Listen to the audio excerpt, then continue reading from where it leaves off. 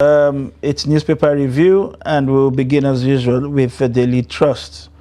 Do not forget, today is the 21st Daily Trust Dialogue. It holds here in Abuja and promises to be interesting.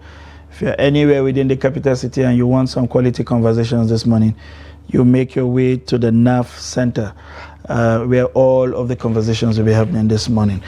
We begin with the major story on the front page of the Daily Trust. Plateau crisis, pregnant women give birth in the open.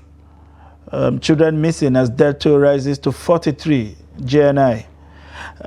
Christians, Muslims, leaders point fingers at security agents. We are working hard to restore peace. This is coming from the Plateau government, and you'll find the details of this story on pages 3, 4, and 25. It's a pathetic situation in the Plateau.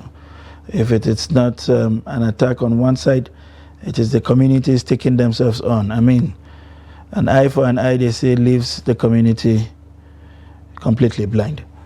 Two other stories: Ondo Governor picks as National Assembly clerk as deputy, dissolves Akeredolu's cabinet. This was to be expected, I guess. Shatima Sultan Abdusalam order profile solution to insecurity in the north. You want to know what they said? You pick today's copy of the Daily Trust and open to page 25. And as I said earlier, the 21st Daily Trust Dialogue holds today in Abuja. Edu Ajero orders to analyze Tinubu's reform. You want to know what they say? Make your way to NAF Center or stay glued to the Trust TV. Not to be missed at all. That's it on the front page of the Daily Trust. All right, let's move on to New Telegraph newspaper. Screaming so loudly is how Nigerian universities can end Japa syndrome by Olabisi Onabanjo University VC. That's OOU. Writers attached to this story says urges schools to develop workable, practicable curricula. Says mass exodus wiping off Nigeria's cultures.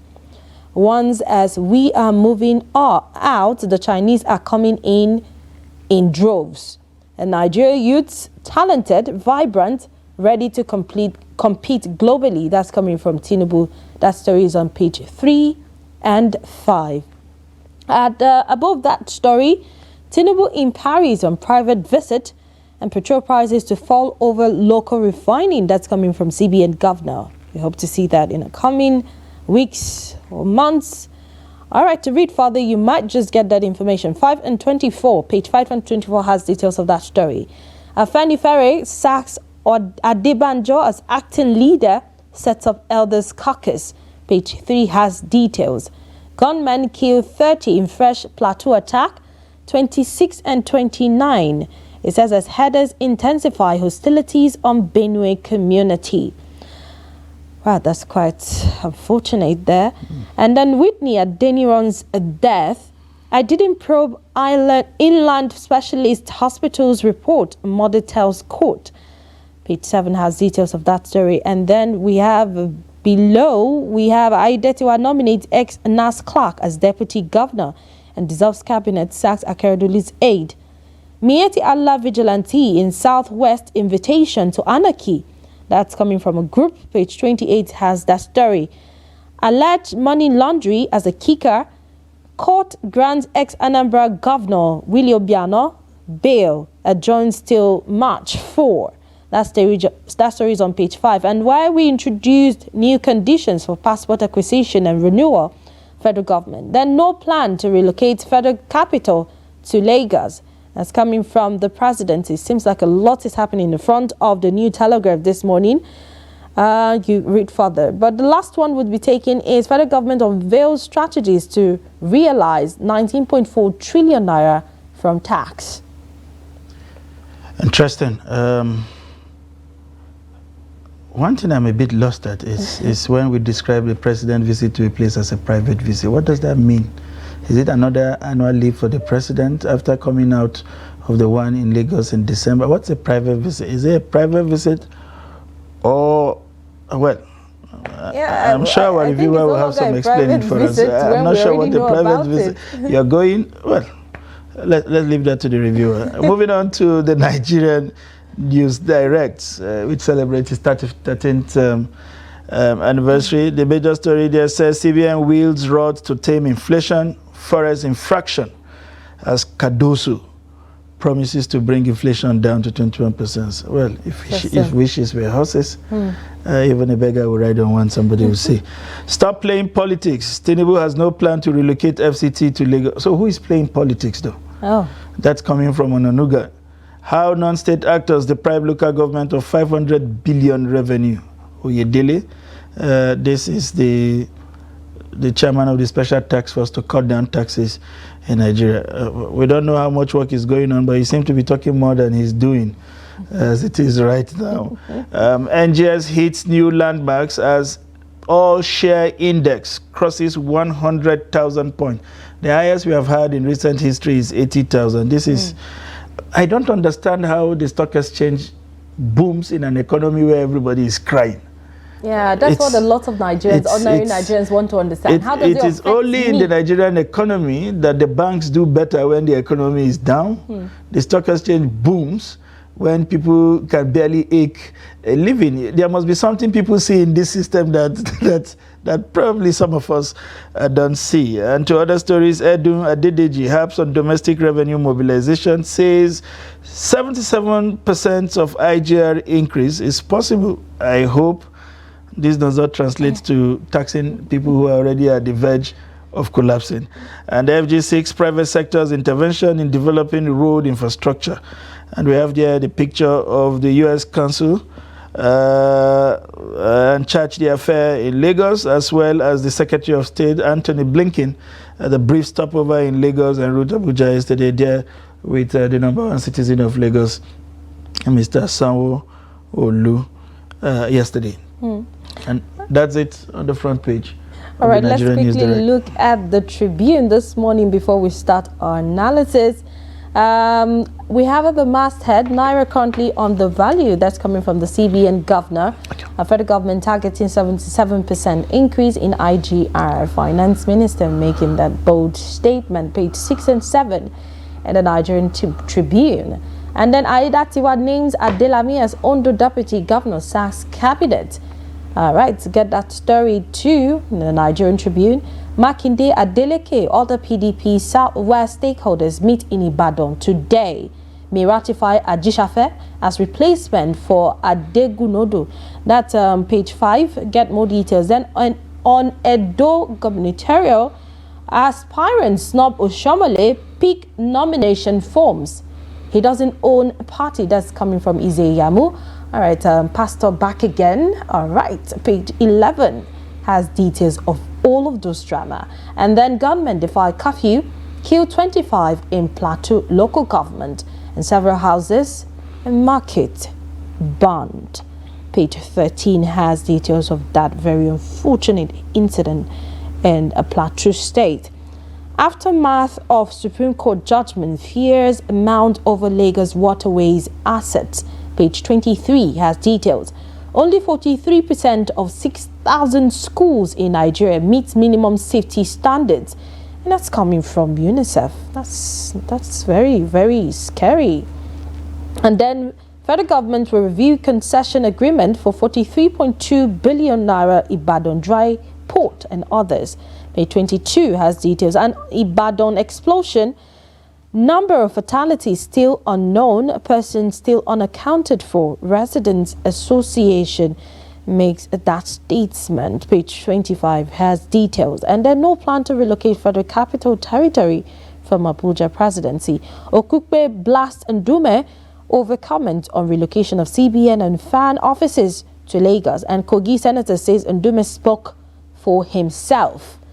Page 11, counter and all right, get that detail there.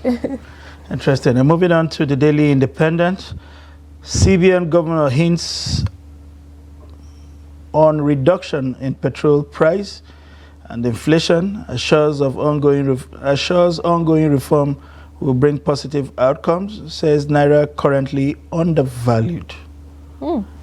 I can't wait to stabilize this year. Fuel pump price to reduce. I think when you say the Naira is undervalued, you just leave all of us confused. Confused. Are you hinting at the further deregulation?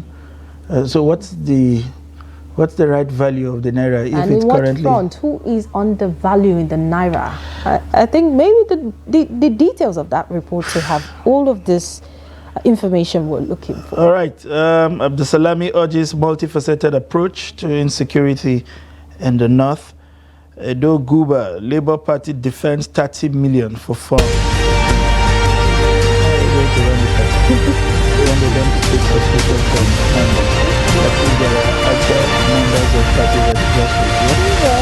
Police Service Commission appoints Galadenchi, DIG, promotes 1,897 senior police officers. 8 aspirants battle for a PDP governorship ticket. Alleged 4 billion fraud are now arranged. Trial begins March 4th. Police to go after LGBTQ members in Nigeria. When we are battling with insecurity and we don't have enough men to chase after kidnappers, I think the least of our problem is people who do not identify as men and women. I mean, they can continue to exist in their silos while we deploy securities that are paid by taxpayers to something that is useful to society. I mean, that's just my opinion. There's no Daily Trust perspective on this issue. I mean, Trust TV. Tinubu travels on a private visit again. And Ayenda Tiwa sacks Akeredolu's appointees, names Odunlami as Deputy Governor. We now have joining us in the studio, as usual, every Thursday morning, the editor-in-chief of Dateline newspaper, Amale Nasrel Lawal. It's a pleasure to have you join us.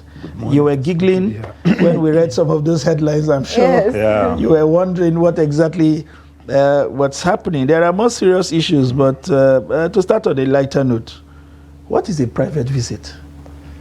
Well, maybe we'll have to go back to the presidency to explain that, because honestly, there are lots of explanations, that need to be given to Nigerians. Who is funding that trip, and then is it something that we are going to deduct from the president's, annual leave or something like that? Because honestly, I don't understand. I am as confused as you are. That's just the reality. I mean, I wish I could just walk up to my employers. I say, I want to go on a private visit. Just walk out of office in the face of all the things I need to attend to, the insecurities. I mean, the Plateau is burning. Is it a pointer for us not to expect any form of discussion that has to do with development or benefit to both countries? When you say private visit, it means the state is not expecting you on a state visit. But if you want to take out time to rest, what's wrong with your country home? So there's a problem now with the people who actually coined the headline, saying that the president went for a private visit. No. It's not a problem with those, because that's what the statement is actually saying. Okay. It means the president will saunter into Paris, and before you know it, he will leave without even the president of the country knowing. Maybe they should have, come up with one assignment, so that, but maybe they also don't want the president to appear missing, in Paris. So maybe they're just because one time he left a certain country and was supposed to be headed home, and then we didn't get to see him at home, and there was nothing that explained where he went to. Then it turned out he turned up in Paris because some person showed up in Paris. What is wrong with communicating the actual intent? Why do we find it extremely difficult to discuss certain aspects of public officers' life, especially where an illness or a medical checkup is suspected? Because, in the US right now, the health condition of the NSA is a subject of national discussion, and how that impacts on the functionality and coordination of activity in the office. Is this such a big deal to have this conversation in Nigeria? Honestly, another thing that they are not even paying attention to is the fact that in the absence of credible information, that's when you have all the rumors flying. Some will start telling you that the man even left Nigeria on a stretcher. So many things will now be coming up because you didn't give us the information that we actually need to understand the reason why the president had to be away at this very moment, in the nation's history. Interesting. The Plateau is burning again, and has been for a while, if you like. From the eve of the Christmas, the Plateau has not known peace.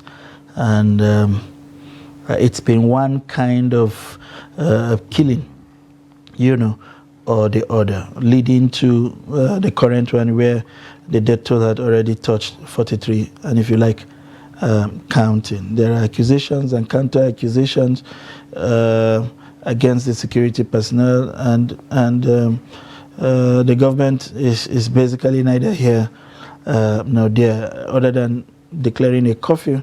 You don't see that concrete step, in trying to halt the killings and restore peace to these places. What exactly do you think is happening on the Plateau?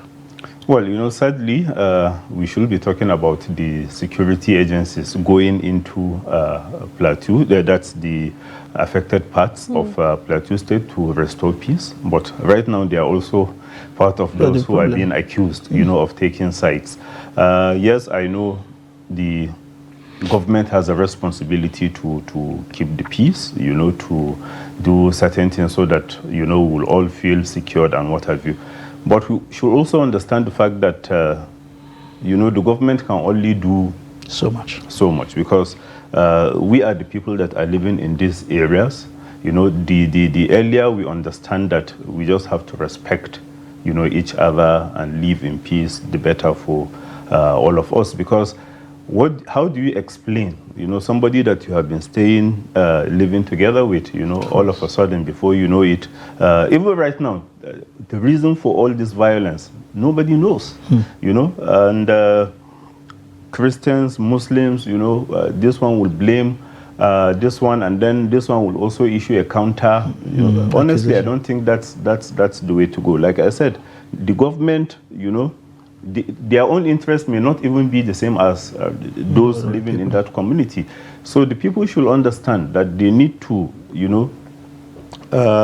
understand, cooperate with one another so that they can have peace, because they are the ones that will be at the receiving end. You are burning your places of worship, you are burning your markets, and then after this you will expect the same government to come and start rebuilding all these destroyed facilities. Honestly, I don't think that's a good way to go about anything. Well, what can we even do now? Or let's say the government now, because the government said they are working on it, and then after the election, the tribunal cases and in the Supreme Court, the judgment and all of that, we expected that, a lot of people expected that these things return to normal, and we're not seeing this at the moment. What is the governor supposed to be doing at the moment to douse the tension in that place? Because Mangu local government, for God's sake, is one of the safest or the most peaceful place before this broke out in 2023. Now, what can we do differently? The governor, I mean. I think the governor needs to consult widely, especially with all the stakeholders in the state, especially the fact that from what I read in the papers, he's also from that part of the state. So this is different from any other, locality within Plateau State, because if your own home front, is on fire, honestly, I don't see how you will be able to discharge your responsibility the way you are expected to. So the governor should do what, maybe his predecessors did, the ones that were able to keep the peace for, an extended period of time. Because honestly, I don't like this narrative about Plateau and violence, honestly, what we know, even their motto is saying the home of peace and tourism, or something like that. So if you allow violence to, throw sand into all that, honestly, we can only blame the governor. And he is also blaming the security agency. So who do we hold responsible now?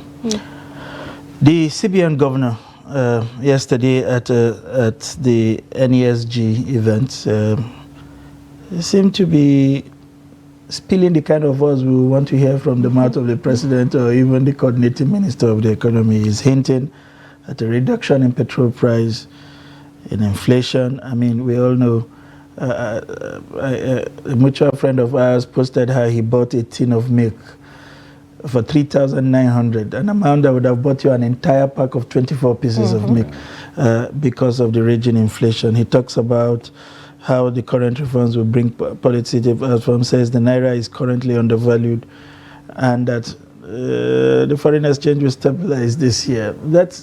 That is, I mean, we have waited so long to listen to Cardoso sound this way. How reassuring do you find some of this statement? Do you find this statement essentially? Well, I don't think they are essentially different from, statements made in the past. So many have spoken about reducing inflation, stabilizing the foreign exchange market. They've even borrowed money to do that, but we are still here, people still making promises. And if you are talking about the fact that Naira is undervalued, the first thing we'll ask is by who? Whose responsibility is it to actually even place a value on the Naira? So honestly, sometimes these government officials speak as if they are also part of us, that's outside the government. This is something that I will expect somebody maybe seeing developments within the government to say, okay, we are likely to see ABC in the next 2 or 3 weeks. But then you also have the same officials making the same promises. And then by the end of it, nothing will change. So honestly, if you are saying we'll gradually see a reduction in the price of petrol, well, good. But let's see it. Just talking about it, honestly, will not help our situation in any way. It does appear that... Let's talk about, another government agency, the Ministry of Interior now, the passport, and then the new prerequisites for acquiring this passport. You have to have a lot of, documents in place for you to even renew your passport these days. How do you think this will actually curb what the government is saying that they want to curb for foreigners not to have a passport? We're still battling to do the NIN, and then you are talking about all. The problem is, before you know it, all these documents he's talking about, well, foreigners can get them. Yeah. Because they've been participating in elections according to what so many people have said. How were they able to even obtain the voters card? That's right. They gave you an address, you have their passport, photographs and everything, and still they're able to participate in things. And you can like get the indigent certificate. So I've seen a newspaper advert telling people to come to them for any state indigent certificates. They will do the procuring for you. Don't even have to pay a leave. They just pay them the money. And they will do the procuring for you. So that's a serious problem. Just saying this, unless if you are going to follow up on it to make sure that people do the right thing. Honestly, I don't see this stopping foreigners from obtaining Nigerian passport just because you have... And you know the interesting dynamics about the way Nigeria functions? If you go for NIN, they will ask you to bring a driver's license. If you go for a driver's license, they ask you to bring a birth certificate. If you go for a birth certificate, they will ask you to bring, each of them is relying on the other and not fetching any original information or anchoring whatever they issue to you on any investigations. And then you see that an affidavit can annul some of these things. And the affidavits are also for sale, by the way. If you can afford it, you can procure an affidavit and you can change your name in the morning and procure another affidavit to change it to something else by noon, and by evening you are a different person by the laws of Nigeria. It's crazy how these things work. I mean, just for the fun, if you like, the police is telling us that they are increasing surveillance and they are going after the lesbians, bisexual, gay, and transgender community. Is that what we need at this point in time, where we are crying about the ratio of police to citizenry and the level of insecurity in Nigeria? Well, I don't know why that will the police will have more interest in that, rather than the kidnappings, the violence, the one chance, all this violence, all these criminalities that are taking place. I don't know why this particular one something that, maybe consenting adults, away from the prying eyes of the press, especially. But then you have interest in that when we are still battling with issues of kidnapping and what have you. Yes, if Nigeria has a law, making that illegal, yes, you have a responsibility to do it. But why the interest? That's just the problem that I have. The interest that they are showing. Honestly, all this Gonghu approach should be channeled towards fighting insecurity rather than things that, as far as I can see, we can barely stop it, because if people are doing something within the confine of their own houses or inside their rooms, how do you even know what they are doing? Monitor police. Yeah, so honestly. Let's travel to Edo State. We've seen how the dramas are ensuing and how the political scenery there is developing prior to the elections. Pastor Ezeyamu is back.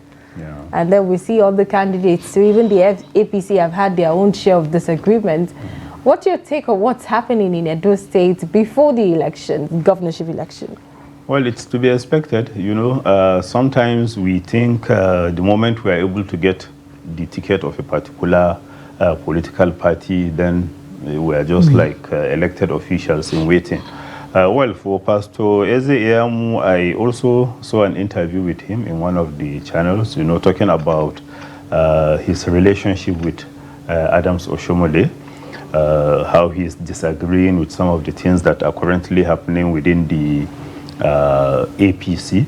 But the fact that even the APC is expecting to make, like $1 billion or so naira just from the sale of forms, honestly, it shows that, so many people are in the race, some for reasons that they have not actually told us.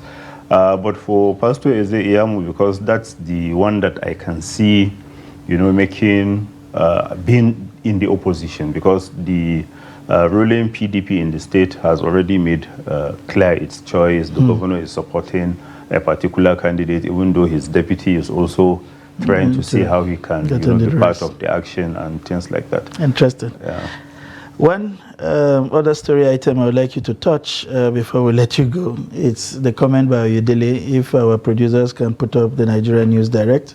Only 24 hours ago, he was talking about how non-state actors can be incorporated in collecting revenues for local government. And today he's saying non-state actors deprive local government of 50 billion revenue. And we are at a loss. Everywhere we drive in this country, you see them wielding cutlass, stopping these Okada riders and issuing little tickets of 100 naira, 200 naira.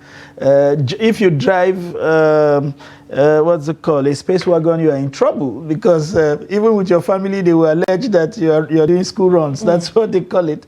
And they would want to take out all kind. You can't even drive a pickup in Nigeria without having some kind of registration. And these guys come out, they don't put on any uniform. You can't even identify them with any. They jump out in a gangster. And they work with the police. And take money we don't know where it is remitted to.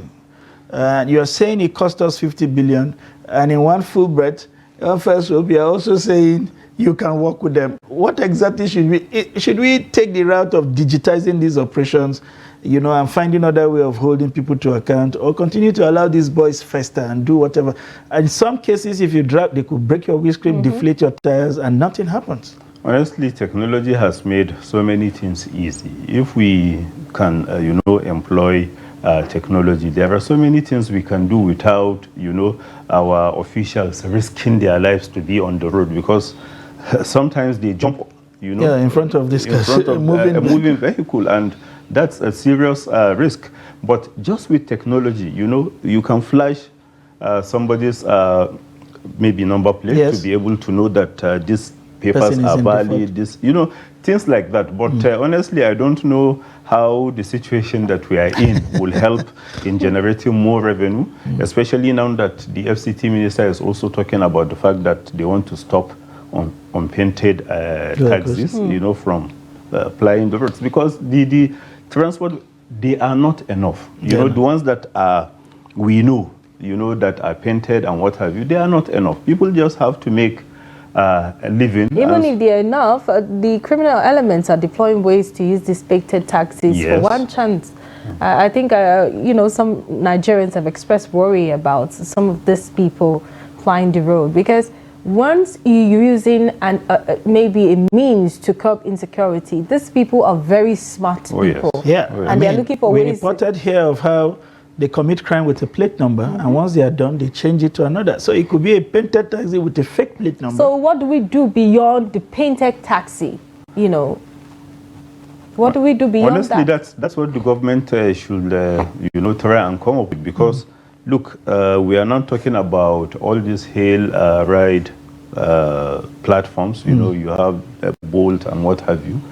And then they're even saying that they're going to start profiling those ones. Already, their profiles all over the place. So, honestly, the government needs to change its tact, because right now, I don't think what they are doing is making any sense. All right. The government needs to change strategy. They need to change tactics. And in the 21st century, we are not lacking, you know, in solution. There are several solutions out there that can help the government curb the menace in the FCT. That's the much we can take on newspaper review this morning. I want to thank you very much for finding time to be here. Thank you. And I hope from here you are also headed to the venue of the Daily Trust Dialogue. Of course. Oh yes, I also want to be part of that dialogue, because you know, like the Minister of Finance, we've heard so many things about him, but honestly, I've not been able to translate all the things I have read about him. So maybe this is an opportunity for me to hear from him and ask questions. Yeah, and ask questions. All right, and that is also an opportunity for you, wherever you are, physically at the site or right there in your living room, to be part of that conversation. And I'm sure there would also be opportunity to ask questions to the managers of the economy and get enlightened and get informed about the government perspectives on some of the things that we see happening.